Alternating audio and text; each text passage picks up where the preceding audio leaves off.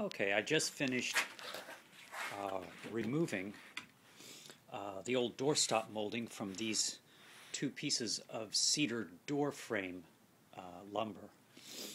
And what I did after I did that was I also went into the front room. It doesn't have a lot of light. I brought out a lot of the scrap wood that I've taken out of this house. These were around a burnt door frame, but the wood is still in really good shape.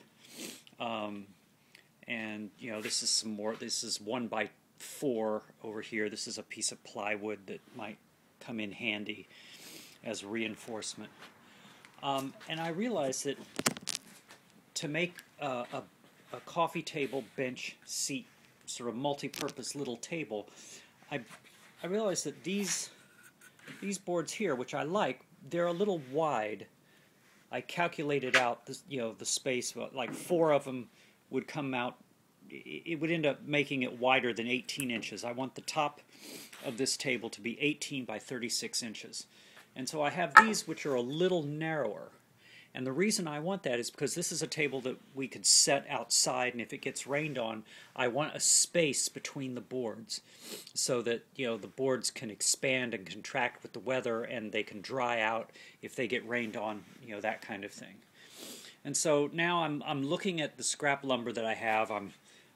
Here's something I don't know what it is or where it came from. Something we found in the house. These would make a good structure for the legs, and what I plan to do is I plan to put around the edges of the tabletop. I plan to put a little 3-inch skirt, and that'll be made from this material here, and then that sort of skirting material will taper to a leg at the corner of each leg.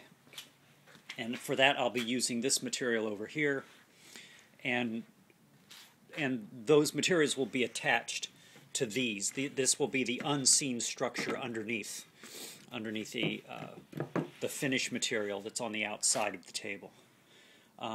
So I'm going to put these away and save these for another project for later. And I'm kind of play around with this. The problem with these are the right size, but they have all these nails in them, and I have to put them on the work table, and I have to take a hammer. I have to remove all the nails. But I know how to do that, so that's not a problem. And I went into the other room among all of our storage boxes. This is one of our storage boxes. This box, as it says on the label, tool belt on top. There's my old tool belt. It also has nails, screws, nuts, bolts, other fasteners, etc. So I rifled through this box, and what I pulled out were the types of screws that I can use.